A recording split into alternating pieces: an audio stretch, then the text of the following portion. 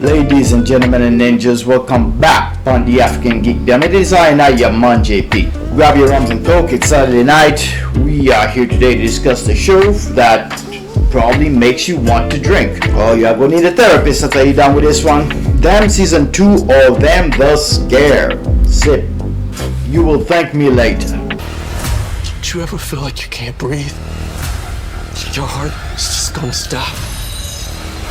You wanna yell, but you know no one will hear you. It's too late. It's coming. Fear was not an option. Fear was not an option. Fear was not an option. Fear was not an option.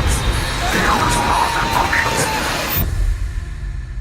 You believe in God, Yeah, of course. even with everything you've seen. No, I believe in the devil too.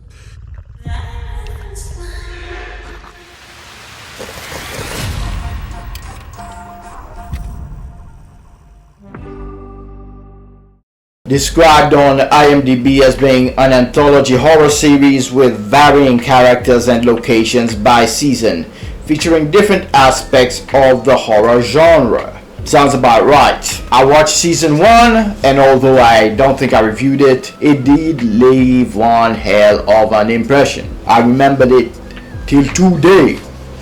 I did not like it, but it was impressive. It was well made, featuring a lot of the same cast. I think the showrunner would be Little Marvin.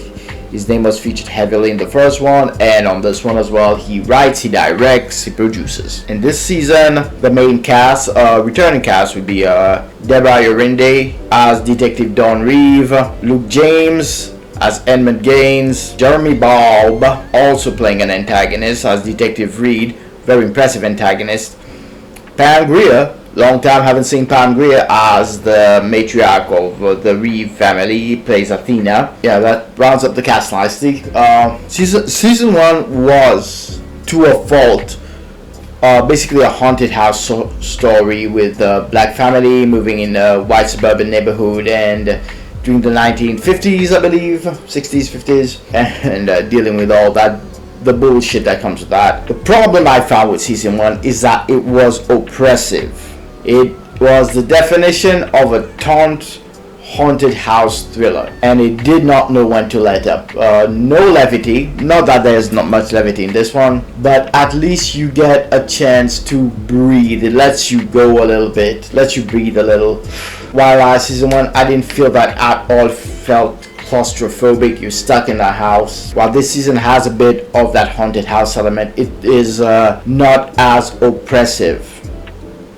Or I think the crew behind it has, they found their balance very nicely. Nicely done. Chapeau. I was very impressed with this season. I was, in a word, enthralled by this season. Deborah Ayorinde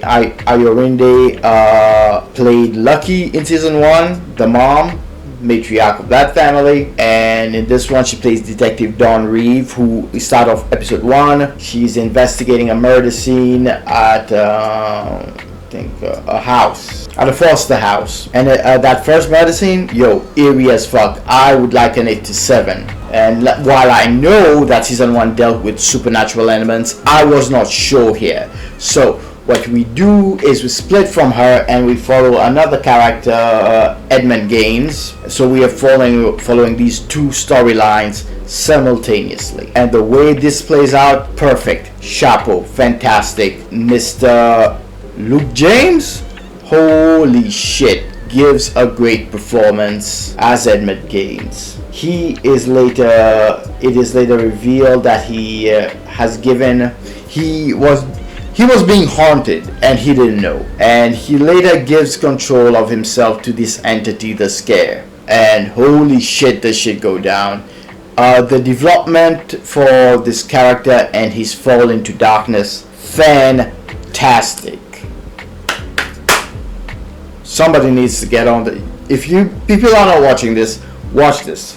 And meanwhile, Detective Dawn Reeve, she's dealing with season 1. I would say was focused heavily on racism. This season a bit less so, as it takes place before the LA riots, during the 1991. I think the LA Riots was 1992, after the whole Rodney King fiasco. And she's having to deal with being a black detective on a mostly white male force, and her partner, Mr. played by Jeremy Bobb, who also gives an excellent turn. This character, oh my god, dude is filthy and impressive performance all at once. If a character can get you to hate them, like really give you a visceral I hate this motherfucker reaction, fantastic.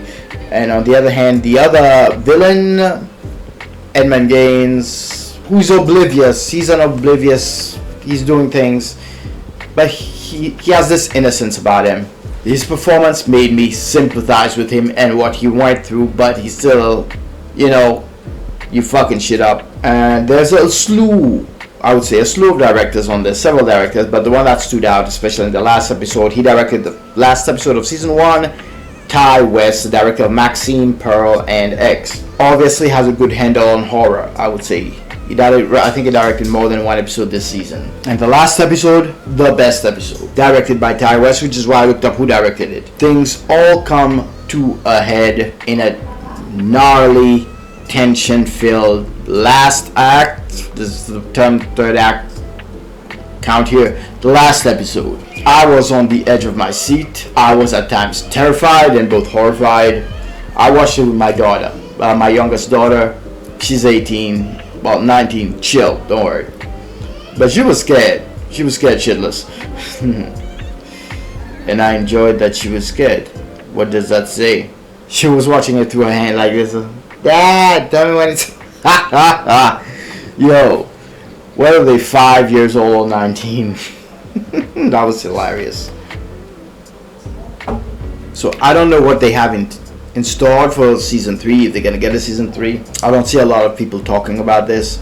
More people should be talking about this. This was a great show, a great season to a very good show, and I would definitely give this season a 9 out of 10. 9 out of 10. On my Shaggy scale, this is a Mr. Bombastic. Mr. Bombastic.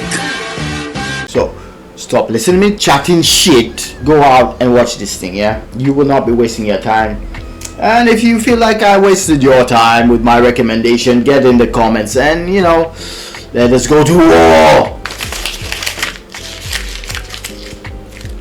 So, till next time, pardon the African Geekdom. This has been Mon JP. Leave a like and subscribe if you like what I had to say, or if you didn't, just leave a like and subscribe. I'm trying to get this to 4,000, hopefully 5,000 subscribers, okay? I've been persistent. I deserve your love and attention. Don't let me down. So, till next time, live long and prosper. May the force be with you. May the odds be ever in your favor. Kanda forever, my ninjas. I'll catch y'all on the next one. Share win.